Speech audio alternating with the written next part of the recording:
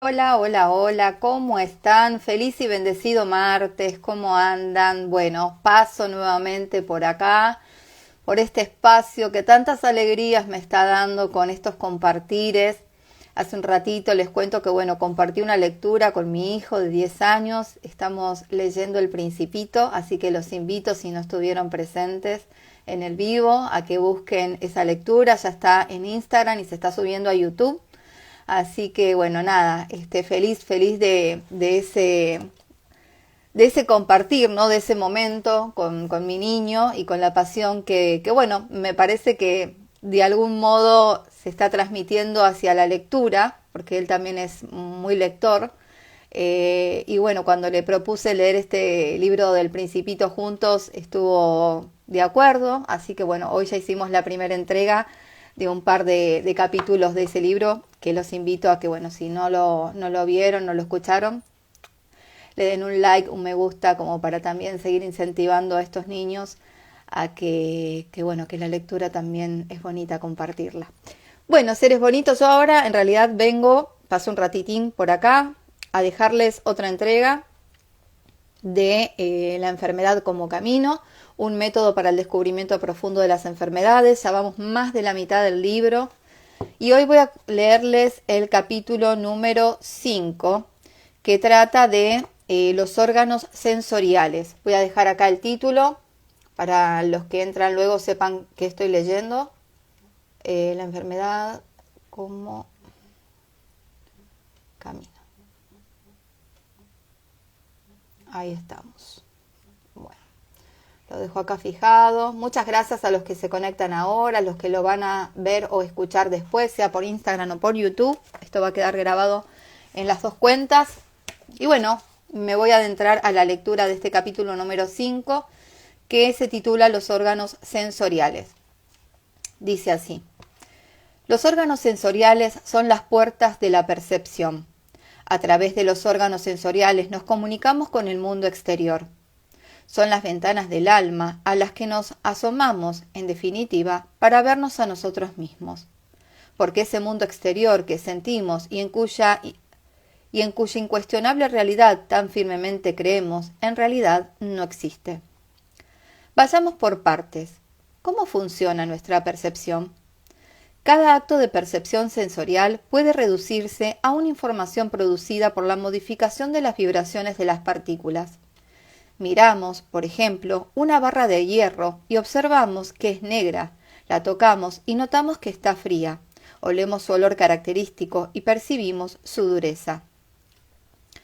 Calentamos la barra con un soplete y veremos que su color cambia y que se pone roja e incandescente. Notamos el calor que despide y observaremos su ductilidad. ¿Qué ha pasado? Solo que hemos conducido a la barra una energía que ha provocado el aumento de la velocidad de las partículas. Esta aceleración de las partículas la ha provocado cambios en la percepción que describimos con la palabra rojo, caliente, flexible, etc. Este ejemplo nos indica claramente que nuestra percepción se basa en la frecuencia de la oscilación de las partículas. Las partículas llegan a unos receptores, especialmente de nuestros órganos de percepción, donde provocan un estímulo que por medio de los impulsos químico-eléctricos es conducido al cerebro a través del sistema nervioso y allí suscita una imagen compleja que nosotros catalogamos de roja, caliente, olorosa, etc. Entre las partículas entran las partículas y sale una percepción compleja. Entre lo uno y lo otro está la elaboración. Y nosotros creemos que las imágenes complejas que nuestra mente elabora con las informaciones de las partículas existentes realmente está fuera de nosotros. Ahí reside nuestro error. Fuera no hay nada más que partículas, pero precisamente las partículas no las hemos percibido nunca. Desde luego, nuestra percepción depende de las partículas, pero nosotros no podemos percibirlas. En realidad, nosotros estamos rodeados de imágenes subjetivas. Desde luego, estamos convencidos de que los demás existen. ¿Existen los demás? Perciben lo mismo. en el caso de que ellos utilicen para la percepción las mismas palabras que nosotros. Sin embargo, dos personas nunca pueden comprobar si ven lo mismo cuando dicen verde.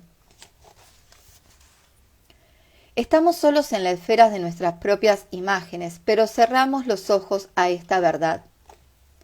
Las imágenes parecen tan reales como en los sueños, pero solo mientras dura el sueño. Un día, uno se despierta de este sueño de cada día y se asombra de que este mundo que consideramos tan real se diluya en la nada. Maja, ilusión, velo que nos oculta la verdadera realidad. Quien haya seguido nuestra argumentación puede replicar que aunque el mundo exterior no exista con la forma que nosotros percibimos, existe un mundo exterior formado de partículas. Pues también esto es una ilusión, porque en el plano de las partículas no se aprecia la divisoria entre el yo y los demás, entre dentro y fuera. Mirando una partícula no se aprecia si me pertenece a mí o al entorno. Aquí no hay fronteras, aquí todo es uno. Precisamente este es el significado del viejo principio esotérico, microcosmos, macrocosmos. Este igual tiene aquí exactitud matemática. El yo, ego, es la ilusión, la frontera artificial que solo existe en la mente, hasta que el ser humano aprende a ofrecer en sacrificio este yo y averigua con asombro que le temía a la soledad. No es sino ser uno con el todo. Pero el camino de esta ilusión, la iniciación a la unidad, es largo y arduo. Solo estamos unidos a este mundo aparente de la materia por nuestros 5 sentidos, como las 5 llagas que quedaron en Jesús después de que fuera clavado a la cruz del mundo material. Esta cruz solo puede superarse convirtiéndola en vehículo del renacimiento espiritual. Al principio de este capítulo decimos que los órganos de los sentidos son la ventana de nuestra alma por la que nos contemplamos a nosotros mismos. Lo que llamamos entorno o mundo exterior no es sino reflejo de nuestra alma. Un espejo nos permite mirarnos y reconocernos porque nos muestra las zonas que sin el reflejo no podríamos ver. Es decir, que nuestro entorno es un medio grandioso que debe ayudarnos a conocernos a nosotros mismos. Dado que la imagen que aparece en el espejo no es siempre halagueña, porque también nuestra sombra se refleja en él, nos empeñamos en hacer distinciones entre nosotros y el mundo exterior y protestar que nosotros no tenemos nada que ver con eso. Solo ahí reside el peligro. Nosotros proyectamos al exterior nuestra forma de ser y creemos en la independencia de nuestra proyección. Luego omitimos interiorizar la proyección y aquí empieza la era de la asistencia social en la que todos se ayudan mutuamente y nadie se ayuda a sí mismo. Para nuestra toma de conciencia necesitamos el reflejo que viene de afuera. Pero si queremos estar sanos y enteros, no debemos dejar de admitir dentro de nosotros esa proyección. La mitología judaica nos expone el tema con la imagen de la creación de la mujer. A Adán, criatura perfecta y andrógina, se le quita a un costado. Lútero traduce costilla, al que se da forma independientemente. Ahora falta a Adán una mitad que él ve como oponente en la proyección. Ha quedado incompleto y solo podrá estar otra vez entero uniéndose a lo que le falta. Pero esto solo puede realizarse por medio de lo externo. Si el ser humano deja de reintegrar gradualmente a lo largo de su vida aquello que percibe del exterior, cediendo a la tentadora ilusión de creer que el exterior no tiene nada que ver con él, entonces el destino empieza poco a poco a impedir la perfección. Percibir equivale a tomar conciencia de la verdad. Esto solo es posible si el ser humano se reconoce a sí mismo en todo lo que percibe. Si se le olvida, entonces las ventanas del alma, los órganos de los sentidos, poco a poco, se empeñan, pierden la transparencia y obligan al ser humano a volver su percepción hacia adentro. En la medida en que los órganos de los sentidos dejan de funcionar, el hombre aprende a mirar hacia adentro y a escuchar en su interior. El hombre es obligado a recogerse en sí mismo. Estas técnicas de meditación por las que el ser humano se recoge voluntariamente, se cierran las puertas de los sentidos con los dedos de las manos, oídos, ojos y boca, y se medita sobre las percepciones sensoriales internas, que al que llega a admitir cierta práctica se le ofrece como gusto, color y sonido. Los ojos. Los ojos no solo reconocen impresiones del exterior, sino que también dejan pasar algo de dentro afuera. En ellos se ven los sentimientos y estados de ánimo de las personas. Por ello, el individuo indaga en los ojos del otro y trata de leer en su mirada. Los ojos son espejos del alma. También los ojos derraman lágrimas y con ello revelan al exterior una situación psíquica interna. Hasta hoy, el diagnóstico por el iris utiliza el ojo únicamente como espejo del cuerpo, pero también es posible ver en el ojo el carácter y la idiosincrasia de una persona. También el mal de ojo y el mirar con malos ojos nos dan a entender que el ojo es un órgano que no solo recibe sino que también proyecta. Los ojos actúan cuando se les echa un ojo a alguien. En el lenguaje popular se dice que el amor es ciego, frase que indica que los enamorados no ven claramente la realidad.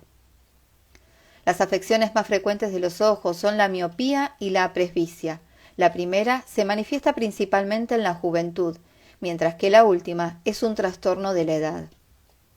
Esta distinción es justa, ya que los jóvenes solo acostumbran a ver lo inmediato y les falta la visión de conjunto o de alcance. La vejez se distancia de las cosas. Análogamente, la memoria de los viejos es incapaz de retener hechos recientes, pero conserva un recuerdo exacto de sucesos lejanos. La miopía denota una subjetividad exagerada. El miope lo ve todo desde su óptica y se siente personalmente afectado por cualquier tema. Hay gente que no ve más allá de sus narices, pero no por alargar menos esta limitada visión les permite conocerse mejor a sí mismos. Ahí radica el problema, porque el individuo debería aplicarse a sí mismo aquello que ve para aprender a verse. Pero el proceso toma el signo contrario cuando la persona se queda encallada en la subjetividad. Esto, en definitiva, quiere decir que, si bien el individuo lo relaciona todo consigo mismo, se niega a verse y reconocerse a sí mismo en todo. Entonces, la subjetividad desemboca en una susceptibilidad irritable u otras reacciones defensivas sin que la proyección llegue a resolverse. La miopía compensa esta mala interpretación. Obliga al individuo a mirar de cerca su propio entorno. Acerca el enfoque a los ojos, a la punta de la nariz. Por lo tanto, la miopía denota, en el plano corporal, una gran subjetividad y al mismo tiempo desconocimiento de sí mismo. El conocimiento de nosotros mismos nos hace salir de la subjetividad. Cuando una persona no ve claro, la pregunta clave será: ¿qué es lo que no quiero ver? La respuesta es siempre la misma: a sí mismo. La magnitud de la resistencia a verse uno mismo, de tal como se manifiesta en el número de dioptrías de sus lentes. Los lentes son una prótesis y por lo tanto un engaño. Con ello se rectifica artificialmente el destino y uno hace como si todo estuviera en orden. Este engaño se intensifica con los lentes de contacto, porque en este caso se pretende disimular incluso que uno no ve claro. Imaginemos que de la noche a la mañana se le quitan a la gente sus gafas y lentes de contacto. ¿Qué ocurriría? Pues que aumentaría la sinceridad.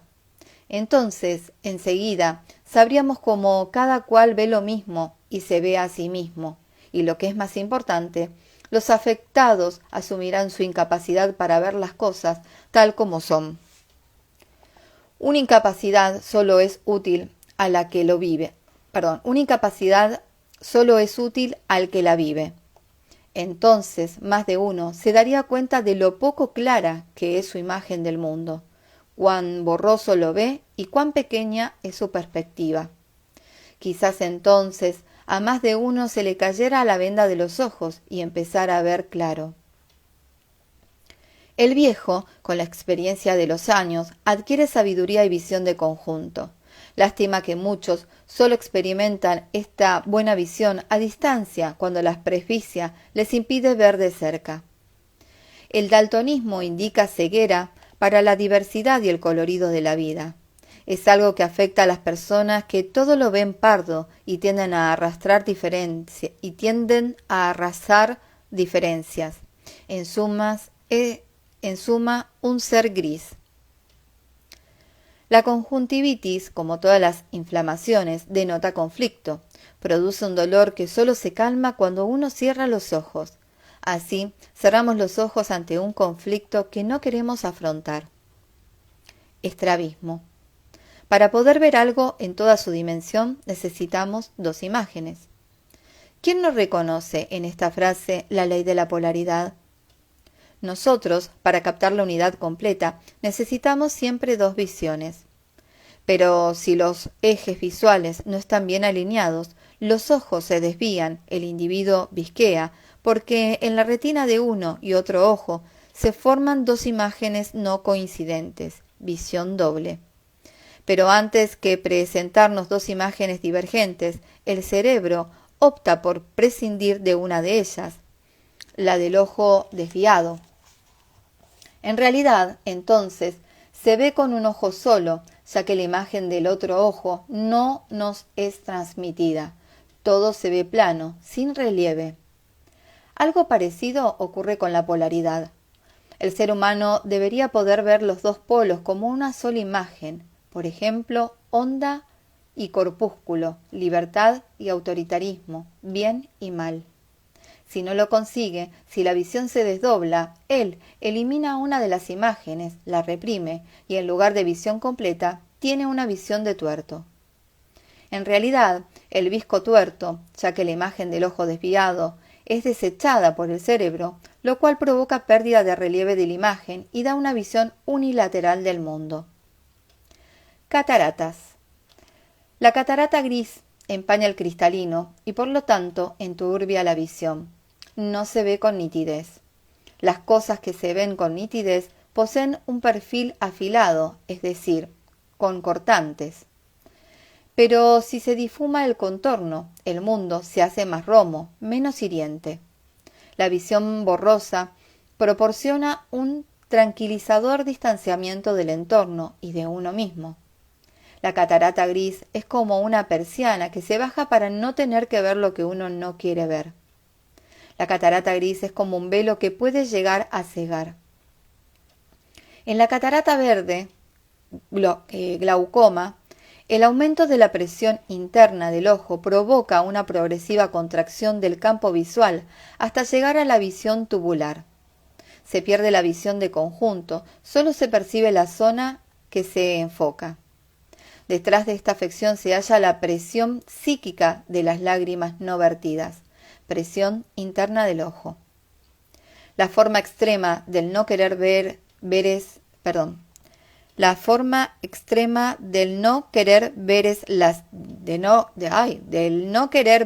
la ceguera. La ceguera está considerada por la mayoría de las personas como la pérdida más grave que pueda sufrir una persona en el aspecto físico. La expresión está ciego. Se emplea también en sentido figurado. Al ciego se le arrebata definitivamente la superficie de proyección externa y se le obliga a mirar hacia adentro. La ceguera corporal es sólo la última manifestación de la verdadera ceguera, la ceguera de la mente. Hace varios años, mediante una nueva técnica quirúrgica, se dio la vista a varios jóvenes ciegos. El resultado fue totalmente halagüeño, ya que la mayoría de las operaciones no acababan de adaptarse a su nueva vida. Este caso puede tratar de explicarse y analizarse desde los más diversos puntos de vista. En nuestra opinión, solo importa el reconocimiento de que, si bien con medidas funcionales pueden modificarse los síntomas, no se eliminan los problemas de fondo que se manifiestan por medio de ellos. Mientras no rectifiquemos la idea de que todo impedimento físico es una perturbación molesta que hay que eliminar o subsanar cuanto antes, no podemos extraer de ella beneficios alguno.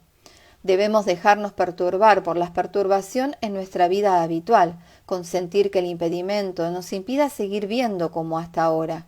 Entonces, la enfermedad es la vía que nos conduce a la verdadera salud. Incluso la ceguera, por ejemplo, puede enseñarnos a ver, darnos una visión superior. Los oídos. Repasemos varias frases hechas que se refieren al oído.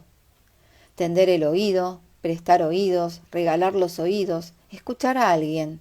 Todas estas frases nos muestran la clara relación existente entre los oídos y el tema de captar, de la receptividad, prestar atención, y de escuchar, también en el sentido de obedecer.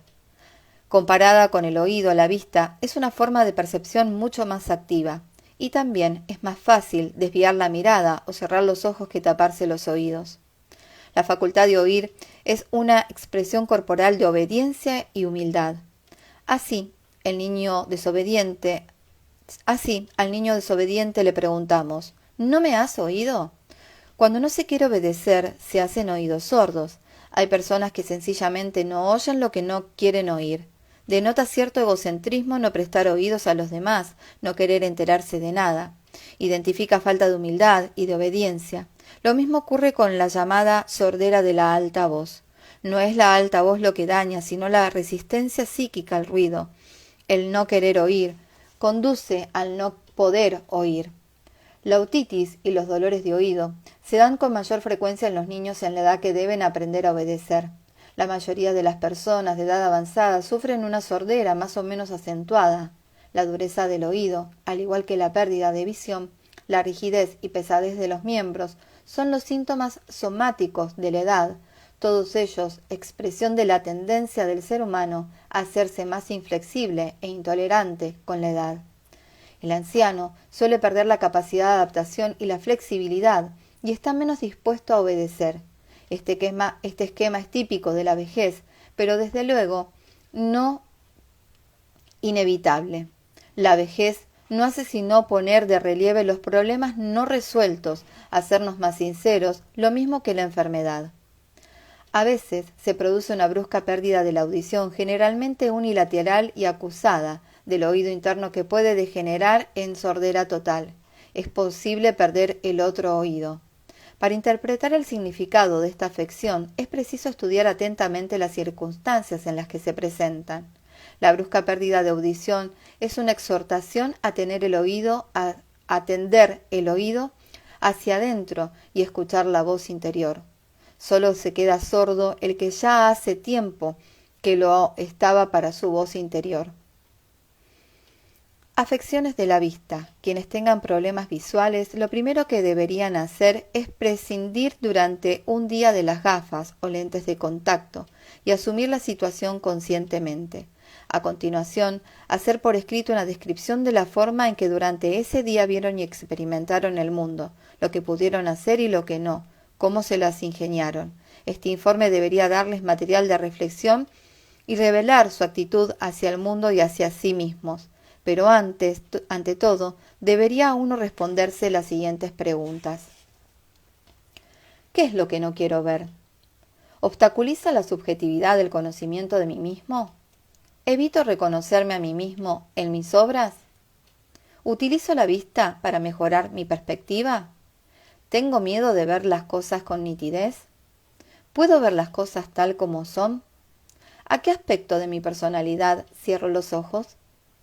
Afecciones de los oídos. Quienes tengan problemas con el oído, formúlese estas preguntas. ¿Por qué no quiero escuchar a cierta persona? ¿Qué es lo que no quiero oír? ¿Están equilibrados en mí los polos de egocentrismo y humildad? Bueno, recuerden que estas preguntas yo después las dejo en descripción del vivo, para que, si en algún momento sucede algo de esto, ¿no? puedan hacerse estas preguntas a modo didáctico y bueno, tratar de sanar desde un lugar más profundo. Voy a leer un poquito más el capítulo número 6, que es el dolor de cabeza. Vamos a ver qué nos dice. El dolor de cabeza era desconocido hasta hace varios siglos. En épocas pretéritas no se daba. El dolor de cabeza toma incremento especialmente en los países más avanzados, en los que el 20% de la población sana reconoce sufrirlo. Las estadísticas indican que la incidencia es mayor entre las mujeres y los estratos superiores. Esto nos sorprende si tratamos de rompernos un poco la cabeza con el simbolismo de esta parte del cuerpo. La cabeza representa una clara polaridad respecto al cuerpo. Es la instancia suprema de nuestra institución corporal. Con ella nos imponemos. La cabeza representa lo alto, mientras que el cuerpo expresa lo bajo. Consideramos la cabeza como la sede del entendimiento, el conocimiento y el pensamiento. El que pierde la cabeza actúa irracionalmente. Podemos comer el coco a una persona, pero en tal caso no podemos esperar que mantenga la cabeza en su sitio. Por lo tanto, sentimos irracionales como el amor atacan muy especialmente la cabeza. La mayoría de las personas suelen perderla cuando se enamoran. Y si no la pierden, los dolores de cabeza no acaban. De todos modos, también los hay cabezotas que nunca llegarán a perder la cabeza, ni aun en el caso de que se den con la cabeza contra la pared. Ciertos observadores piensan que esta extraordinaria insensibilidad se debe a que tienen serrín en la cabeza, aunque científicamente no se ha demostrado. El dolor de cabeza producido por la tensión se inicia de forma difusa, más como una opresión, y puede prolongarse durante horas, días y semanas. Probablemente el dolor se produce por un exceso de tensión en los vasos sanguíneos. Generalmente, al mismo tiempo, se siente una fuente de tensión en la musculatura de la cabeza, los hombros, el cuello y la columna vertebral. Este tipo de dolor suele representarse en situaciones en las que el ser humano se haya sometido a fuerte presión o cuando una crisis va a desbordarle. En el camino ascendente que conduce fácilmente a una acentuación excesiva del polo superior, es decir, de la cabeza, suele padecer este tipo de dolor de cabeza las personas ambiciosas y perfeccionistas que tratan de imponer su voluntad. En tales casos, la ambición y el afán de poder se suben a la cabeza, porque el individuo que solo atiende a la cabeza, que solo acepta lo racional, sensato y comprensible, pronto pierde el contacto con el polo inferior y por lo tanto con sus raíces, que son lo único que pueden anclarlo en la vida. Es el cerebral, pero los derechos del cuerpo y su casi siempre inconscientes funciones son más antiguos que la facultad del pensamiento racional, que es una adquisición relativamente reciente del ser humano con el desarrollo de la corteza cerebral. El ser humano posee dos centros, cerebro y corazón, sentimiento y pensamiento. El individuo de nuestro tiempo y de nuestra cultura ha desarrollado extraordinariamente las fuerzas cerebrales, por la que corre peligro de descuidar su otro centro, el corazón. Por ello, tampoco es una solución denostar el pensamiento, la razón y la cabeza. Ningún centro es mejor ni peor que el otro. El ser humano no debe optar por uno de los dos, sino buscar el equilibrio.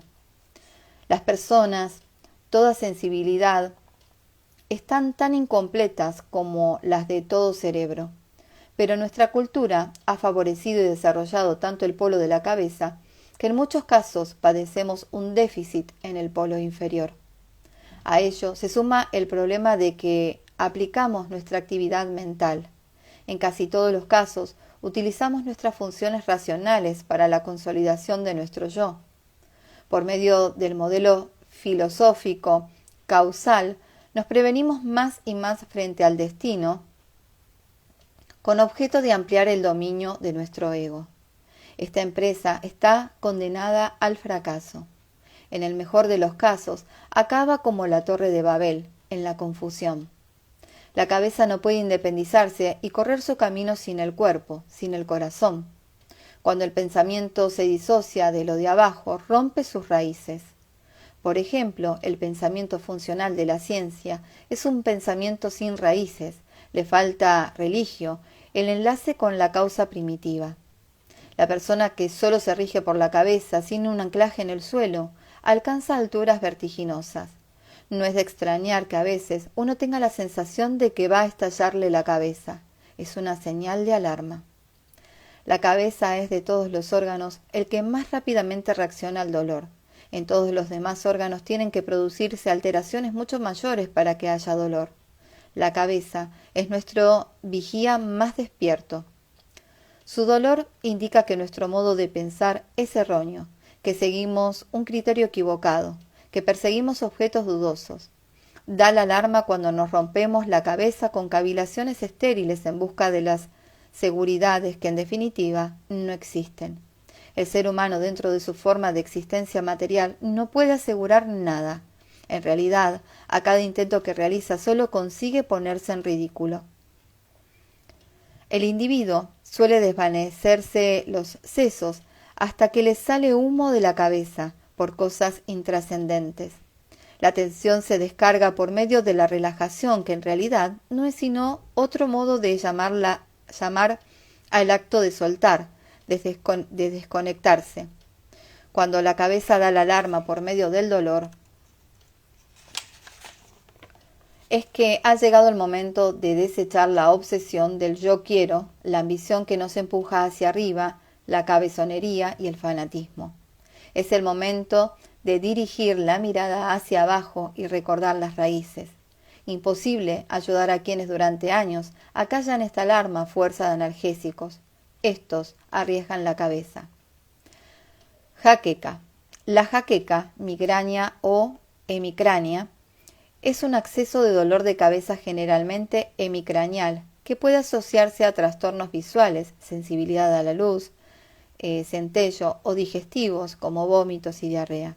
Estos ataques, que generalmente duran varias horas, se presentan asociados a un estado de ánimo depresivo e irritable.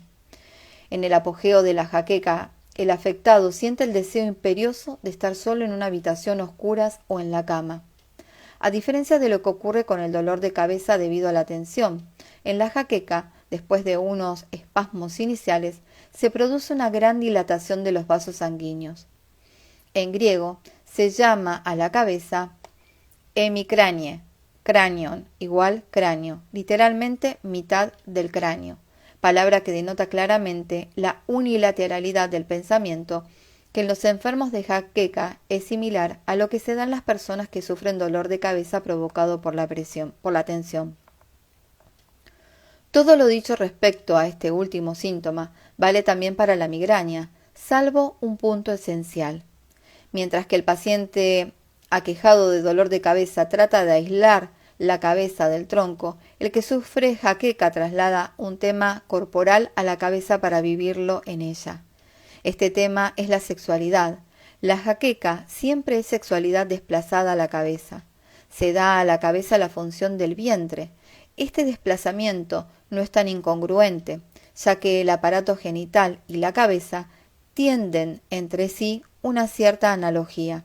Son las partes del cuerpo que albergan todos los orificios del ser humano. Los orificios del cuerpo desempeñan un papel preponderante en la sexualidad. Amor igual admisión. El acto del amor solo puede realizarse donde el cuerpo se abre. La voz popular desde siempre ha relacionado la boca de la mujer con la vagina, por ejemplo, los labios secos, y la nariz del hombre con el pene, y hace que las correspondientes deducciones entre uno y otro. También en la sexualidad oral se demuestra claramente la relación y la intercambiabilidad entre el vientre y la cabeza. El bajo vientre y la cabeza son polos y detrás de su contraposición está su unidad, así arriba como abajo.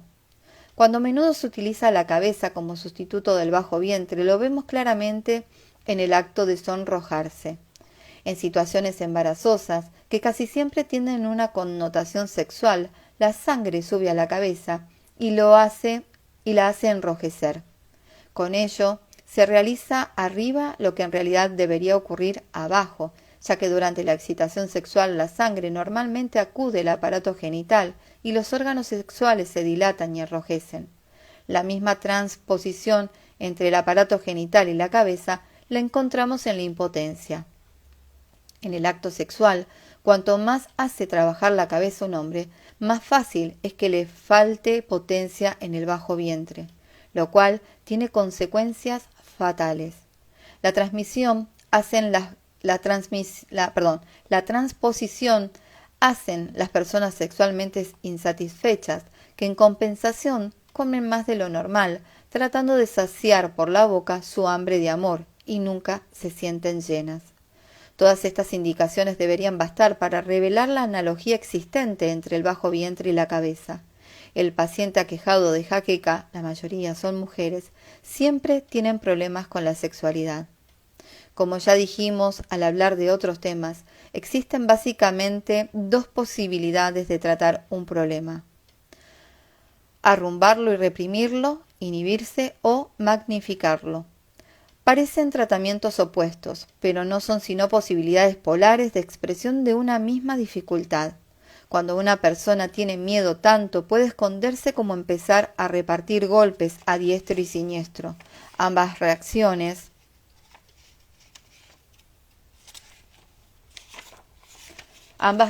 denotan debilidad. Así, entre los aquejados de jaqueca, encontramos a los que han descartado totalmente de su vida la sexualidad. Eso no va conmigo. Como a los que alardean de falta de prejuicios. Ambas categorías tienen una cosa en común: problemas sexuales. Si uno no reconoce el problema, ya sea porque no tiene vida sexual, ya sea porque uno no tiene problemas de esos, como todo el mundo puede ver, el problema se instala en la cabeza, se manifiesta en forma de jaqueca. En tal caso, el problema solo puede afrontar el más alto nivel. La jaqueca es un orgasmo en la cabeza. El proceso es idéntico, solo que tiene lugar más arriba. Durante la fase de excitación sexual, la sangre acude a la zona genital y en el momento culminante, la tensión cede y se produce la relajación. Así discurre también la jaqueca. La sangre acude a la cabeza, se produce una sensación de presión, la tensión se agudiza hasta alcanzar su punto máximo y se produce la distensión, dilatación de los vasos sanguíneos. Cualquier estímulo puede desencadenar la jaqueca: la luz, el ruido, corrientes de aire, el tiempo, la emoción, etc. Una característica de la jaqueca es que el enfermo, después del acceso, experimenta una transitoria sensación de bienestar. En el apogeo del ataque, el paciente desea estar en una habitación a oscuras y en la cama, pero solo. Todo esto apunta a la temática sexual, al igual que el temor a tratar el tema con otra persona en el plano más adecuado. Ya en 1934, Gutiel describía en una revista de psicología el caso de un enfermo cuyos accesos de jaqueca cedían después de experimentar el orgasmo sexual. A veces, el paciente tenía que experimentar varios orgasmos antes de que se produjera el relajamiento y terminara el ataque. En nuestro enfoque encaja también la observación de que entre los síntomas secundarios de la jaqueca figuran en primer lugar los trastornos digestivos, el estreñimiento. Uno se cierra por abajo. Uno no quiere saber nada del contenido desconocido, excremento, y se retira hacia las alturas del pensamiento, hasta que le estalla la cabeza. Hay matrimonios que utilizan la jaqueca, palabra con la que habitualmente se designa cualquier dolor de cabeza, como pretexto para rehuir de la relación sexual. En resumen, en los pacientes de jaqueca encontramos el conflicto entre instinto y pensamiento, entre abajo y arriba, entre bajo vientre y cabeza, lo cual conduce al intento de utilizar la cabeza como puerta de escape o como campo de maniobras para resolver problemas, cuerpo, sexo, agresividad, que solo pueden plantearse y resolverse en un plano totalmente distinto. Ya Freud describía el pensamiento como una acción experimental. Al ser humano le parece menos peligroso y comprometido el pensamiento que la acción. Pero no se puede sustituir la acción por el pensamiento, sino que lo uno tiene que apoyarse en lo otro. El ser humano ha recibido un cuerpo para, con ayuda de instrumentos, hacerse real. Solo por medio de la realización puede seguir fluyendo la energía. No es casualidad que conceptos como entender y comprender contengan ideas alusivas a movimientos corporales. Si se rompe esta combinación, la energía se condensa y acumula y se manifiesta por medio de diferentes grupos de síntomas en forma de enfermedad. Hagamos un resumen ilustrativo. Fases de la escala de la energía bloqueada. 1. La actividad. Sexualidad, agresividad, relegada al pensamiento, se traduce en dolor de cabeza. 2. La actividad bloqueada en el plano vegetativo, es decir, en las funciones corporales, provoca hipertensión y un cuadro de atonia vegetativa. 3. La actividad bloqueada en el plano nervioso puede provocar cuadros tales como esclerosis múltiple. 4. La actividad reprimida en el campo muscular produce afecciones del sistema locomotor como reuma y gota. Esta división corresponde a las distintas fases de un acto realizado. Cualquier acto, sea un puñetazo o un coito, se inicia en la imaginación. 1. En la que se prepara mentalmente. Después pasa a la preparación vegetativa. 2. Del cuerpo, con el incremento del riego sanguíneo de los órganos precisos, alteración del pulso, etc. Finalmente, la actividad imaginada se convierte en acto por el efecto de los nervios. 3. En los músculos. 4. Pero cuando la idea imaginada no llega a transformarse en acto, la energía forzada queda bloqueada en uno de los 4 campos, mental, vegetativo, nervioso o muscular, y con el tiempo desarrolla los síntomas correspondientes. El que sufra de jaqueca se halla en la primera etapa, bloquea su sexualidad en la mente. Debe aprender a buscar su problema donde está y situar en su sitio, abajo, lo que se le ha subido a la cabeza. La evolución siempre empieza por abajo y la cuesta arriba siempre es fatigosa cuando se sube como es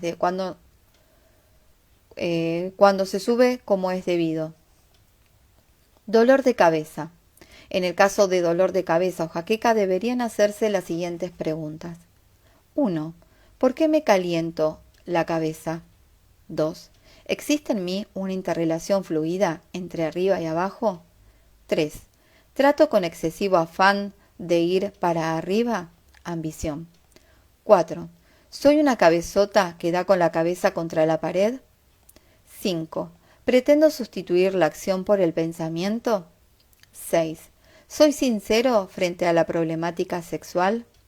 7. ¿Por qué traslado el orgasmo a la cabeza? Bueno, maravilloso este último capítulo, el de los dolores de cabeza. Me lo acordaba porque claro, como yo siempre sufrí de migrañas de los 25 hasta los 43, 44, hasta que empecé a tomar conciencia de todo esto, gracias a este libro y gracias bastante al conocimiento de las 5 leyes biológicas. Los que le puedo decir, además de hacerse estas preguntas con respecto a la migraña, que es lo que yo viví personalmente muchos años, totalmente así como lo dice el libro, inhabilitantes, en la cual me quería encerrar en la pieza, a oscuras, en silencio.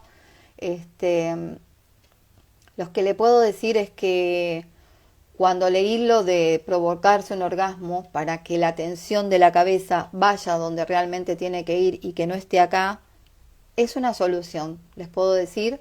Por otro lado, si están con dolor de cabeza, como es una inflamación, ¿sí? Como los vasos sanguíneos están dilatados, lo mejor que pueden hacer es ponerse hielo en la cabeza. Hielo.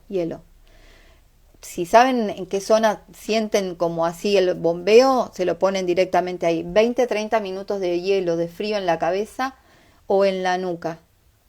¿Sí? En la cabeza, acá arriba, en la frente o en un costado o en el otro donde sientan el latido. Si es algo como una especie de neuralgia, vayan trasladando ese hielo por toda la zona de la cabeza y también déjenlo unos 5 o 10 minutos lo que aguanten en la nuca. Frío en la cabeza, nada de calor en la cabeza cuando tienen dolor de cabeza. Ejemplo, secador de pelo, ponerse bajo el sol, baños de agua muy calientes, saunas, bueno, nada que le dé calor a la cabeza cuando tienen dolores de cabeza. Otra cosa que sirve mucho son las esencias de menta o de lavanda en la frente, en la sien, acá en las muñecas. Sonidos binaurales, hay muchísimos en YouTube, sonidos binaurales para el dolor de cabeza, se escuchan con auriculares, ¿sí? Por 10-15 minutos. Cuando tienen dolores de cabeza o migraña, no se pongan en forma horizontal, sino más bien estén sentados en lo posible, así sean a la noche y se vayan a dormir. Si están con dolor de cabeza, no se pongan en forma horizontal, porque justamente la presión sanguínea ya la tenemos bastante dilatada en la cabeza, y si nos acostamos, eso hace que aumente aún más esa dilatación hacia la zona que en realidad debería ir hacia abajo, y no hacia arriba. Son pequeños consejos que yo fui aprendiendo, que algunos los he aplicado. Ya yo vivía con fármacos, fármacos muy muy fuertes, sublinguales, durante mucho tiempo, ya les digo, desde los 25 hasta los 44 más o menos, ahora tengo 49, o sea, yo realmente padecí lo que son dolores de cabeza y migraña. Muchas veces tuve miedo de que me diera una ACV del dolor de cabeza que tenía. Hasta que decidí sanar, tomar conciencia, ver el significado de ello. Otra cosa que también me ayudó muchísimo a que disminuyeran, a tal punto de que no tomo ni siquiera ibuprofeno ni paracetamol.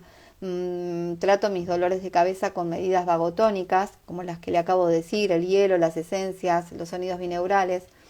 Pero una cosa que me ayudó muchísimo a no tener dolores de cabeza ni migrañas es a no querer tener el control. A no querer tener el control de nada. De nada. Obviamente que es un trabajo día a día. A veces hay situaciones que me superan y me enfrasco en ese rulo mental, que obviamente después termino con dolor de cabeza. Pero cuando aprendí a no querer tener el control, a no querer dirigir todo, a dar desde mis posibilidades hasta donde puedo dar y no exigirme ni a nivel mental, ni intelectual, o sea, dejar a mi cabeza un poco libre de tanta acción, y quizás llevar la acción donde realmente tiene que ir, que es abajo, no arriba. Esos son, digamos, mis humildes consejos de una experiencia subjetiva, como diría mi amigo Maximilian. Donde yo lo pude aplicar y pude ver los resultados maravillosos en mi vida. Así que seres bonitos, hasta acá los dejo. Me voy a preparar el almuerzo para mi niño y para mí. Les mando un beso grande, espero que sea de mucha utilidad esta lectura.